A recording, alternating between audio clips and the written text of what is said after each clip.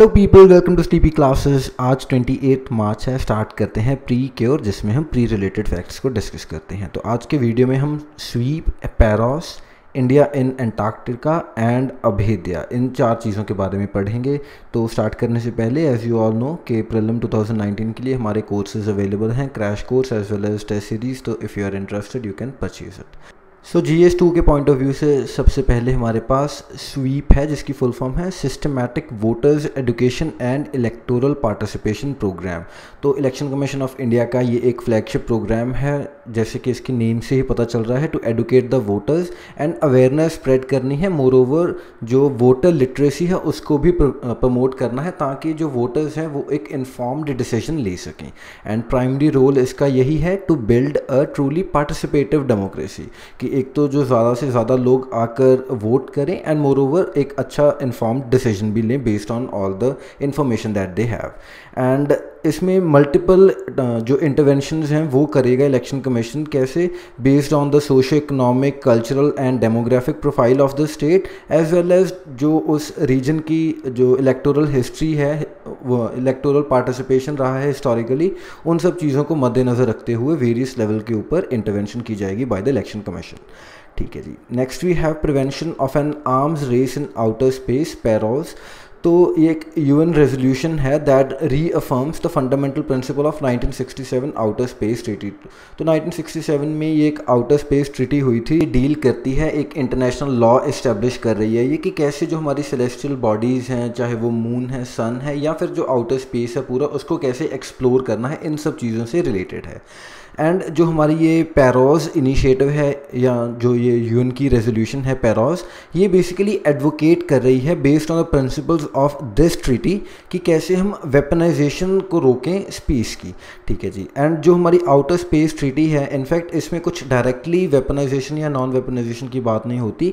And जो भी ये बैन की बात हो रही है वेपनाइजेशन की, this is basically a ban on the weapons of mass destruction. ठीक है जी। तो जो ऑर्डिनरी वेपन्स हैं उनके पॉइंट ऑफ व्यू से दिस ट्रीटी इज़ साइलेंट। तो जो पैरोस है, it acknowledges the limitation of the existing laws जो कि आउटर स्पेस से रिलेटेड हैं, and recognises that the outer space treaty by itself कोई वो गारंटी नहीं दे रही कि प्रिवेंट हो जाएगी arms race in the outer space. इसीलिए हमें कुछ ऐसे नई डिसआर्मामेंट कॉन्फ्रेंसेस की ज़रूरत है, जो कि ये कॉल भी कर रही है, जो ये रेजोल्यूशन है, कि UN अपने नेतृत्व के अंडर एक ऐसी एडहॉक कमेटी इस्टेब्लिश करे जो कि आउटर स्पेस की जो वेपनाइजेशन है उसको रोके। ठीक है जी। एंड इसका बैकड्रॉप क्या है? वही जो इंडिया ने एंटी सैटेलाइट मिसाइल टेस्ट किया है, तो उसके बैकड्रॉप में this all things are become more relevant. आगे बढ़ते हैं, GS3 की तरफ चलते हैं। तो हम पढ़ते हैं इंडिया इन अंटार्कटिका के बारे में। तो अगेन इंडिया एंड अर्जेंटीना के बीच में एक मेमोरेंडम ऑफ अंडरस्टैंडिंग वगैरह कुछ साइन हुए हैं इन कॉन्टेक्स्ट ऑफ अंटार्कटिका, तो इसीलिए थोड़ा इंपॉर्टेंट हो गया।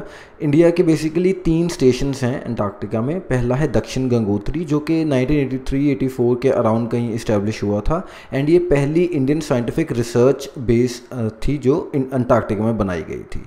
2500 किलोमीटर अवे लोकेटेड है ये फ्रॉम द साउथ पोल।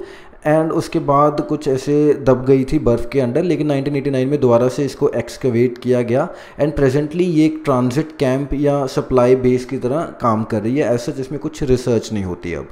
अगली हमारे पास है मैत्री, जो कि 1988 में बनाई गई थी। It is an ice free rocky area on the Schirmacher oasis and was selected to build the second research station named Maitri. तो इस रीजन में इसको बनाया गया था, मैत्री स्टेशन को, 1988 में। एंड इसका काम क्या है? It's stood the test of time. And जो एक्सपेरिमेंट्स कौन से कंडक्ट करती है ये? जियोलॉजी, ज्योग्राफी एंड मेडिसिन से रिलेटेड। 25 पर्सन्स को सपोर्ट कर सकती है in summers as well as in winters. तो जो रिसर्च है वो, ताकि वो कंटिन्यू रह सके। एंड जो ये स्टेशन है, it consist of 1 main building, एक फ्यूल फार्म है यहाँ पर, फ्यूल स्टेशन है, एंड एक fresh water lake pump house है, जिसका नाम है, जिस लेक का नाम है प्रियदर्शनी। मैत्री एक तरीके से एक गेटवे है फॉर द इंडियन साइंटिस्ट, कि वो इंटीरियर अंटार्कटिक माउंटेन्स में जाकर स्टडी कंडक्ट कर पाएँ। इसके बाद फाइनली हमारे पास भारती जो स्टेशन है, which is located 3000 kilometre east of मैत्री, एंड भारती को 2015 में ही इस्टेब्लिश किया गया था, तो इसलिए थोड़ी और इम्पॉर्टेंट हो जाती है। एंड एक और जो इसका वाव फैक्टर क्या है कि 134 रिसाइकल्ड शिपिंग कंटेनर्स की हेल्प से इसको बनाया गया है। बेसिकली वहाँ से जो पूरा मटेरियल है वो यूज़ किया गया है। And it is in line with the Antarctic treaty system, यानी जो भारती है उसको कम्प्लीटली डिसएम्बल किया जा सकता है without even leaving a brick behind. तो ये एक अच्छी बात है इसकी, जो एंटार्क्टिक के एनवायरनमेंट फ्रेंडली भी जो इसकी कंस्ट्रक्शन हुई है। एंड जो लेटेस्ट टेक्नोलॉजी फैसिलिटेट्स ये जो फैसिलिटेट कर रही है ये basically research on refining the current understanding of Indian सब कॉन्टिनेंट्स जियोलॉजिकल हिस्ट्री। तो इंडिया की जियोलॉजिकल हिस्ट्री की हम रिसर्च वहाँ पर क्यों कर रहे हैं, इसका रीज़न क्या है कि India was once a part of the supercontinent Pangaea, and उसके बाद जो गोंडवाना लैंड था उसका पार्ट था इंडिया, एंड एंटार्क्टिका भी सेम ही चीज़ का पार्ट था। तो इसीलिए दोनों की जो शेयर्ड हिस्ट्री है उसके पॉइंट ऑफ व्यू से हम वहाँ पर रिसर्च कर रहे हैं। एंड भारती के बनने के बाद India has joined an elite member club of 9 nations जिनके पास मल्टीपल स्टेशंस हैं in Antarctica to study. Similarly जो आर्कटिक ओशन है वहाँ पर भी इंडिया का एक रिसर्च स्टेशन है which is known as Himadri, तो इसको भी ध्यान में रखिएगा।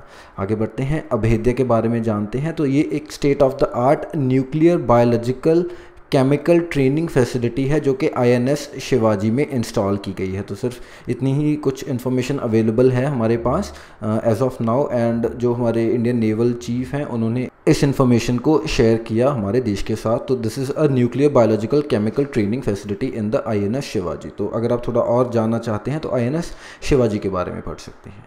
So that is all. Thank you for watching. Bye bye.